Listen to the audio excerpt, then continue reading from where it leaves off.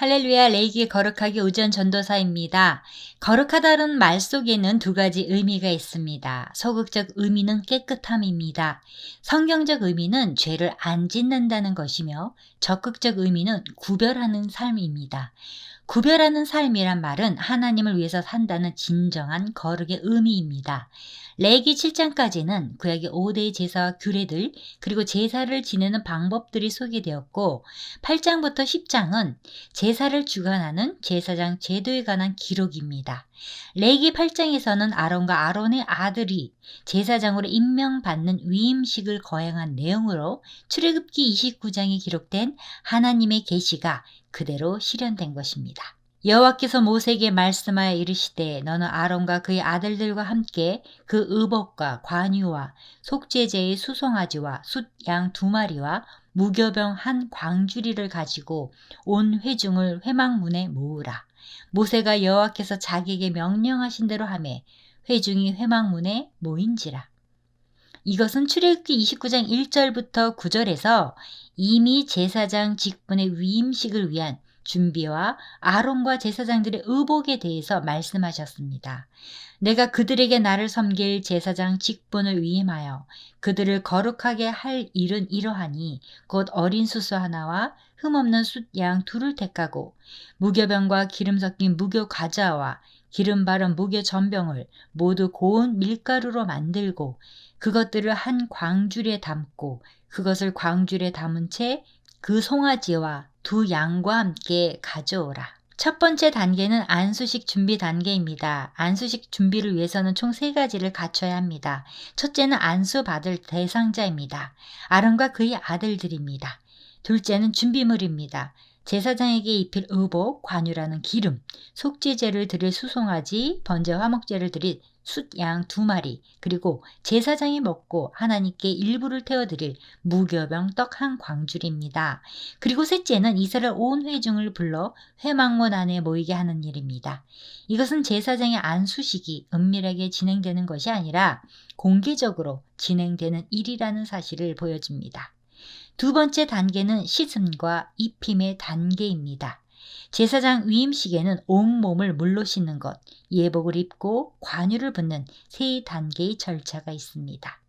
모세가 회중에게 이르되 여호와께서 행하라고 명령하신 것이 이러하니라 하고 모세가 아론과 그의 아들들을 데려다가 물로 그들을 씻기고 아론에게 속옷을 입히며 띠를 띠우고 겉옷을 입히며 에봇을 걸쳐 입히고 에봇에 장식띠를 띄워서 에봇을 몸에 메고 흉패를 붙이고 흉패에 우림과 둠밈을 넣고 그의 머리에 관을 씌우고 그 관 위 전면에 금패를 붙이니 곧 거룩한 관이라 여호와께서 모세에게 명령하신 것과 같았더라.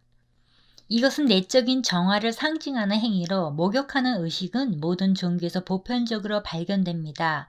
모세는 물두멍에 물로 아론과 그의 아들들을 씻깁니다. 그리고 아론에게 속옷을 입힌 후 겉옷을 입힙니다. 일반 제사장은 이 흰색 속옷을 입고 띠를 띠고 직무를 수행하면 됩니다. 그러나 대제사장은 흰색 속옷을 입고 그 위에 청색 겉옷을 입습니다. 그리고 에봇을 걸치고 12개의 보석이 박힌 판결 흉패를 가슴에 붙입니다. 이 흉패에는 주머니가 있어서 우림과 둠밈을 보관합니다. 제사장이 하나님의 뜻을 물어볼 때 쓰는 도구입니다. 그리고 머리에 관을 씁니다. 관에는 여호와께 성결이라고 새겨진 금띠가 둘려 있습니다. 제사장은 예수님의 모형으로서 중보자의 역할을 하는 직분입니다. 즉 하나님과 인간 사이에 있어서 하나님을 대신하여 이스라엘 백성들에게 축복하고 하나님의 말씀을 전달하며 이스라엘 백성을 대신하여 하나님 앞에서 백성들의 죄를 고백하고 백성들을 위하여 하나님께 간구하는 역할을 하는 직분입니다. 이 일을 이행하기 위해서는 반드시 제사장의 정복을 입어야 합니다. 혹 거추장스럽다고 해서 간단한 복장이나 임의적인 옷을 입어도 안 되며 덥다고 하여 일부를 벗고 시원스러운 다른 옷을 입어도 안 됩니다. 반드시 규정된 제사장복을 입고 그 직무를 행하여야 합니다.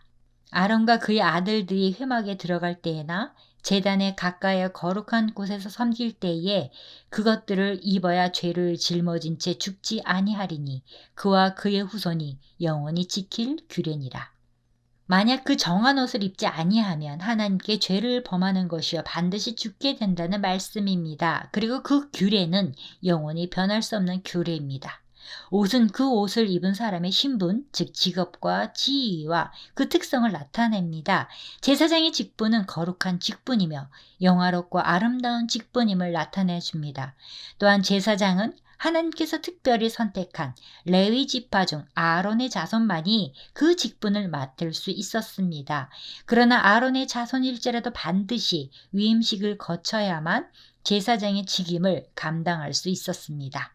세 번째 단계는 관유라는 기름을 붓는 단계입니다. 모세가 관유를 가져다가 성막과 그 안에 있는 모든 것에 발라 거룩하게 하고 또 제단에 7번 뿌리고 또 그 제단과 그 모든 기구와 물두멍과 그 받침에 발라 거룩하게 하고 또 관유를 아론의 머리에 붓고 그에게 발라 거룩하게 하고 모세가 또 아론의 아들들을 데려다가 그들에게 속옷을 입히고 띠를 띄우며 관을 씌웠으니 여호와께서 모세에게 명령하신 것과 같았더라. 제단과 제물에 기름을 붓는 것, 제사장의 머리에 기름을 붓는 것은 성별을 의미합니다.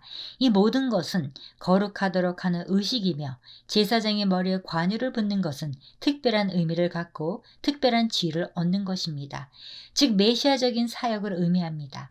구약에서 제사장과 선지자, 왕은 메시아적인 사역을 의미했습니다. 네 번째 단계는 수송아지 한 마리로 속죄제를 드리는 단계입니다. 모세가 또 속죄제의 수송아지를 끌어오니 아론과 그의 아들들이 그 속죄제의 수송아지 머리에 안수하매 속죄제는 여호와의 금령을 모르고 범한 죄를 속하기 위한 제사입니다. 흠없는 수송아지 머리에 안수하고 모세가 죽입니다. 그리고 그 피를 번제단 뿔에 바르고 남은 것은 번제단 밑에 쏟고 내장 기름을 다 태운 후 나머지는 진 밖으로 가지고 나가 불태우는 것입니다. 다섯 번째는 숫양 한 마리로 번제를 드리는 단계입니다. 또 번제의 숫양을 드릴 때 아론과 그의 아들들이 그 숫양의 머리에 안수하매 번제는 알고 지은 죄를 용서받기 위한 제사입니다. 부지 중에 지은 죄는 속죄제, 알고 지은 죄는 번제를 통해 용서받는데요. 이는 모든 종류의 죄를 다 속한다는 의미가 담겨 있습니다. 속죄 제물과는 달리 번제 제물은 내장뿐 아니라 그 고기와 머리, 다리 부분까지 단 위에서 모두 태워야 했습니다.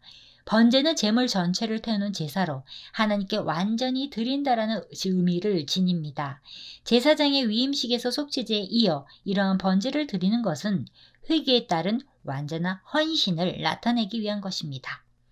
여섯 번째는 나머지 숫양 한 마리로 화목제를 드리는 단계입니다.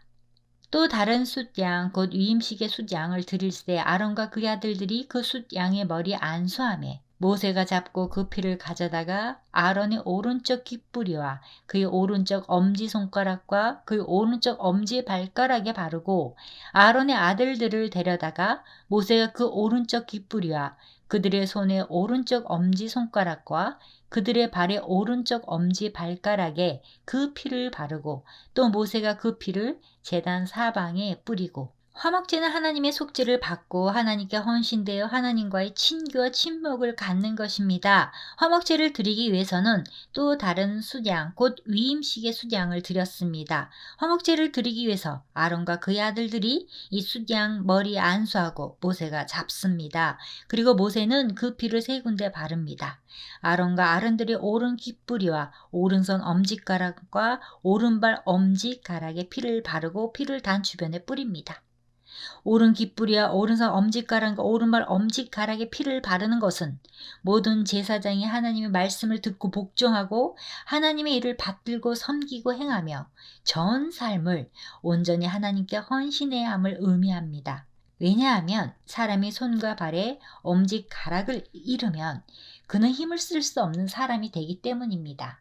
따라서 손과 발, 특히 그 중에서도 오른손과 오른발의 엄지는 힘을 나타내며 여기에 피를 바른 것은 이것으로 열심히 봉사해야 한다는 것을 상징한다고 볼 수 있습니다. 반면에 귀는 대체적으로 예속을 의미하는 신체 부위로 고대 근동에서는 어떤 사람의 귀에 구멍을 뚫으면 그는 일평생 상전에게 소속된 사람으로서 충성을 다할 것을 의미하는 것으로 이해하였습니다. 그러나 여기서 제사장이 깃불에 화목제물의 피를 바른 것은 그가 하나님의 말씀을 주의 깊게 듣고서 그 말씀대로 철저히 순종하는 것을 나타내는 상징적 행위로 이해합니다. 그리고 3가지를 태웁니다.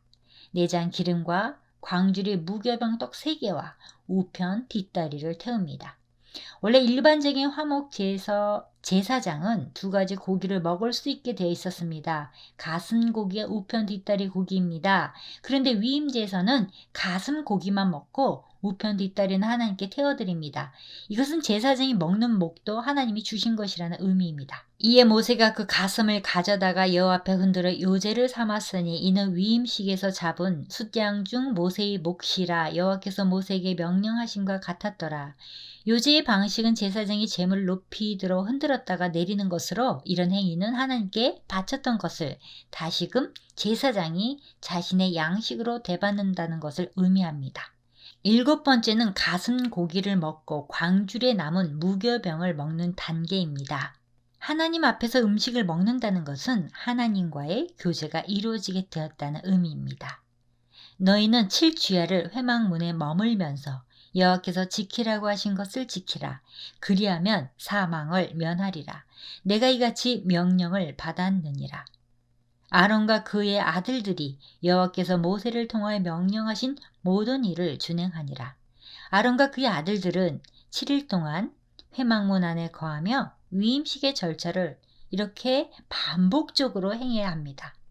성경에서 7은 거룩과 완전을 상징하는 수로 따라서 제사장이 위임식 날수를 7일로 정한 것은 이와 같은 거룩한 완전을 방향한 것으로 볼 수 있습니다. 아론과 그 아들들은 여호와께서 모세로 명하신 모든 일을 준행하였습니다. 제사장 위임식을 위해서 가장 먼저 속죄제가 드려지고 번제, 화목제가 드려졌는데요. 여기서 속죄제는 특히 대제사장을 위한 것인데요. 이처럼 성직의 위임식에서 죄의 회개가 선행되었다는 것은 중요한 의미를 지닙니다.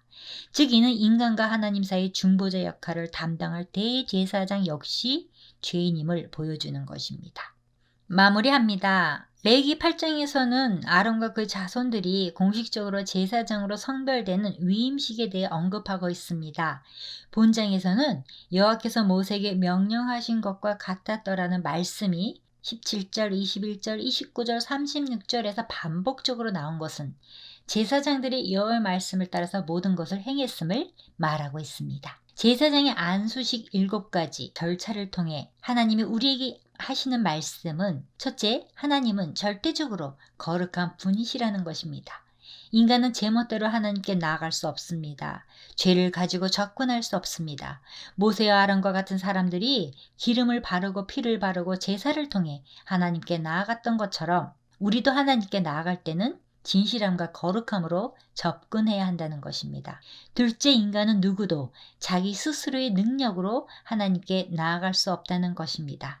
자기 힘으로 접근하려고 하면 그 현장에서 즉사합니다. 그래서 거룩하신 하나님께 나아가려면 중보자가 필요하다는 것을 알 수 있습니다. 구약시대에 거룩하신 하나님과 죄인 사이에 중보를 하는 사람이 대제사장 아론이었습니다. 그러나 아론은 예표이고 실체는 예수 그리스도이십니다. 거룩하신 하나님과 죄인된 인간 사이를 중보해서 하나님께 나아가 교제할 수 있도록 하시는 분은 오직 예수 그리스도 한 분뿐입니다. 샬롬.